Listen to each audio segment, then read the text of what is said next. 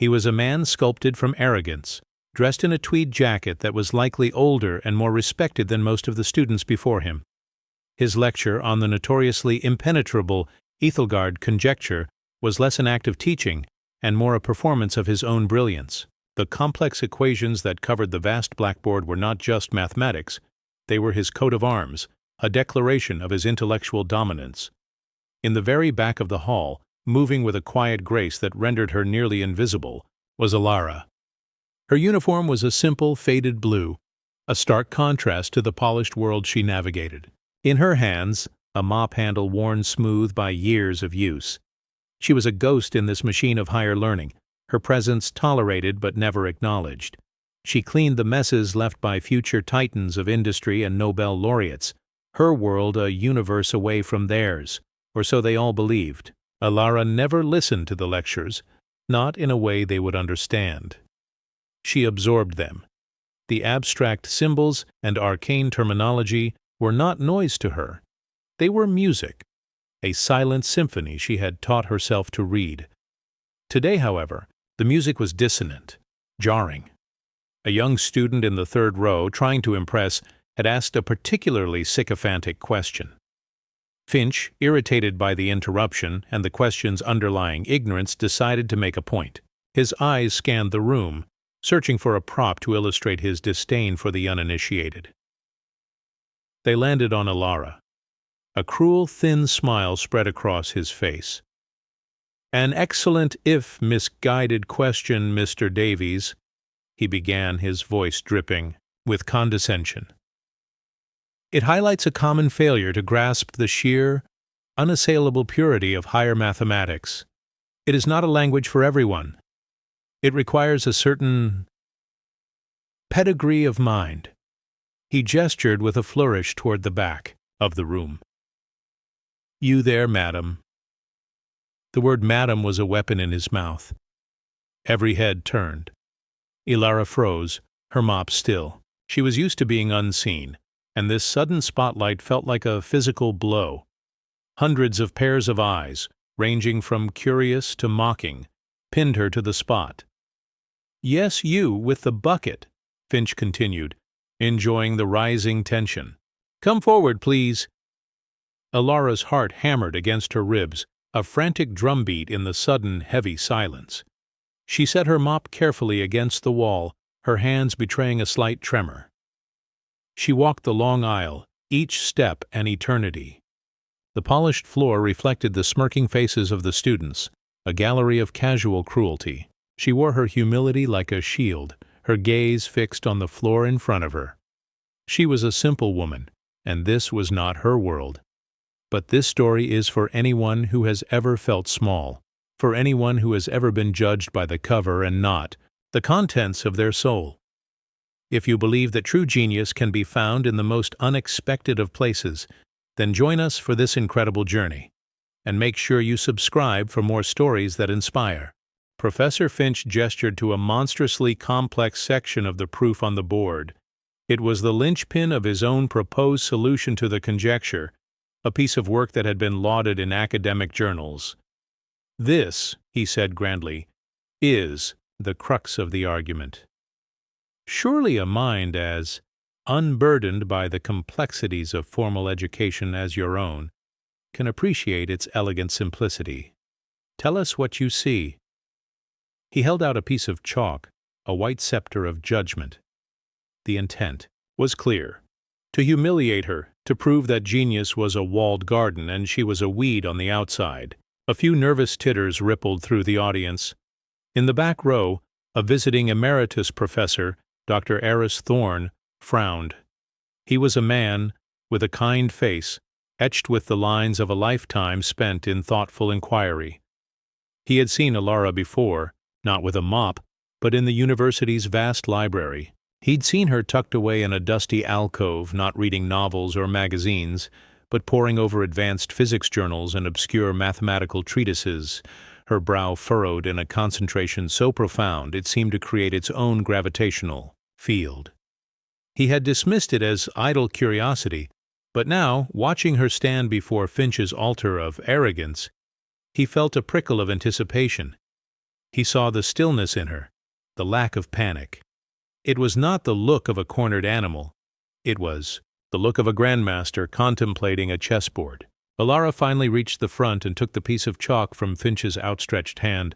Her fingers, calloused from work, closed around it.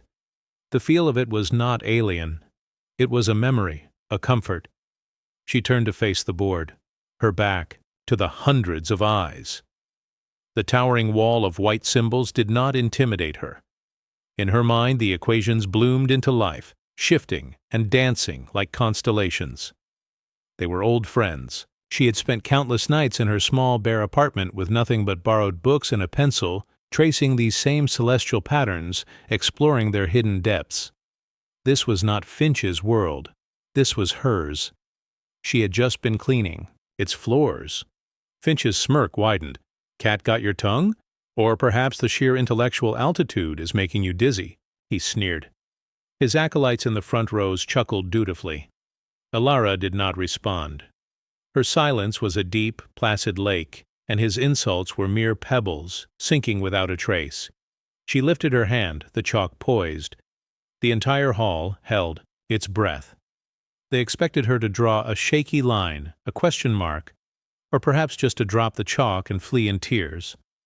They were expecting a victim. They were not prepared for a reckoning. Alara's first move was an act of quiet defiance. She did not attempt to solve the portion of the equation Finch had indicated. Instead, her hand moved to a line of his foundational work, an axiom he had established years ago, and upon which his entire current theory was built. With a single deliberate motion, she drew a clean, sharp line through it. A collective gasp swept through the lecture hall. It was an act of intellectual heresy. Finch's face, which had been a mask of smug superiority, instantly contorted. "What is the meaning of this? Stop that at once. That is my work. That axiom is peer-reviewed. It's published." His voice was a sharp crack in the stunned silence. Alara turned her head slightly, her gaze meeting his for the first time. Her voice, when it came, was not loud, but it resonated with an unshakable authority that filled every corner of the vast room. "It's flawed," she said. The two words hung in the air, simple, direct, and devastating. Before Finch could sputter a response, she turned back to the board. And then the symphony began. Her hand started to move, not with the hesitation of a student, but with the fluid, preternatural certainty of a master. She wasn't just writing. She was composing. The chalk became a blur, a conduit for a lifetime of silent, passionate study. She began to deconstruct Finch's proof, piece by agonizing piece. But this was not mere destruction. For every line she erased, she replaced it with something new, something breathtakingly elegant and profoundly original. The board began to fill with a cascade of symbols and logic that made Finch's original work look like a child's clumsy scrawl. The snickering students were now utterly silent, their faces a mixture of disbelief and awe. Phones were raised, not to send mocking texts, but to record the impossible event unfolding before them. They were witnessing the birth of a legend. Finch stood frozen, his face draining of all color. He watched as his life's work, the very foundation of his identity, was not just corrected, but rendered obsolete in a matter of minutes. He recognized some of the notation she was using, esoteric, theoretical frameworks that he himself had only read about, concepts he'd considered too abstract for practical application. She was wielding them with the casual ease of a master, craftsman using her favorite tools. Dr. Thorne was now on his feet, his old hands gripping the back of the seat in front of him, his eyes wide with a joy so pure it was painful. He whispered the name of the conjecture, his voice trembling. "The Ethelgard conjecture. My God. She's not just critiquing his proof, she's solving it. She is actually solving it." The final piece of the puzzle slotted into place. Alara wrote the last line of the proof, a statement of such stunning, simple truth that it seemed to hum with its own power. It was the answer, the final definitive answer to a question that had haunted the greatest mathematical minds for 50 years. She placed the chalk softly back in the tray. The small clack echoed like a gunshot in the profound, worshipful silence of the hall. For a long moment, nobody moved. The only sound was the frantic clicking of phone cameras capturing the image of the completed proof on the board. Ilara turned away from her masterpiece, her face placid, as if she had just finished wiping down a counter. She looked at Professor Alistair Finch, whose world had been dismantled and reassembled into a monument to his own inadequacy. His face was ashen, his mouth slightly agape. All the arrogance, all the condescending wit had been scoured from him, leaving behind only a hollow shell of a man. Who are you?"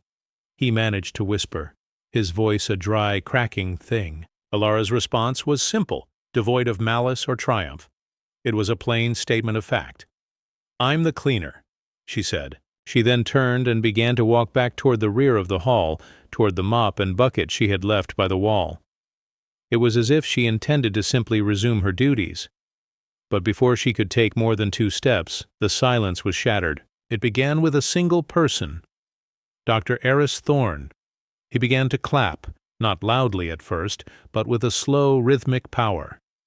Then a student in the front row, the one who had been smirking the loudest, slowly got to his feet and joined in. Then another, and another. Within seconds, the entire lecture hall was on its feet. The applause was not mere clapping. It was a thunderous, rolling wave of sound, a roar of vindication and awe that shook the very dust from the ancient rafters. It was an apology. It was a celebration. It was for her. Ilara stopped, overwhelmed by the sound, a blush finally rising to her cheeks. Dr. Thorne moved quickly down the aisle, his face alight with a beatific smile. He reached her and gently took her by the arm, his touch warm and respectful.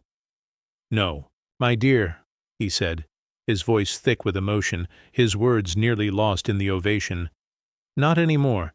You are a mathematician, and it is long past time the world listened to what you have to say." The aftermath was swift and total. The videos, of course, went viral, spreading through the academic community, and then the world like wildfire. Professor Finch became a symbol of intellectual hubris and institutional blindness. His flawed axiom, exposed so publicly, led to a re-evaluation of his entire body of work. He quietly resigned, disappearing from the world stage he had so desperately loved to command. The university, faced with both a public relations nightmare and the undeniable presence of a world-class genius in their midst, acted decisively. Ilara was offered a full, unconditional scholarship, a research fellowship, and a personal post as a distinguished fellow in mathematics. The final scene takes place 1 year later in that very same lecture hall. It is packed to capacity, with people standing in the aisles and spilling out into the hallway. Academics from around the globe are present. At the front, standing before the same vast blackboard, is Ilara. She is not in a uniform, but in a simple, elegant dress. Her posture is no longer one of quiet invisibility, but of calm confidence. Dr. Thorne sits in the front row, his eyes gleaming with pride. Ilara picks up a piece of chalk, and as a hush falls over the room, she begins to speak, her voice clear and strong. The story of the cleaner who solved the Ethelgard conjecture became a legend, a powerful reminder that worth is not determined by station or title, and that genius does not ask for permission to be born. It simply waits, sometimes, in silence, for its moment to illuminate the world.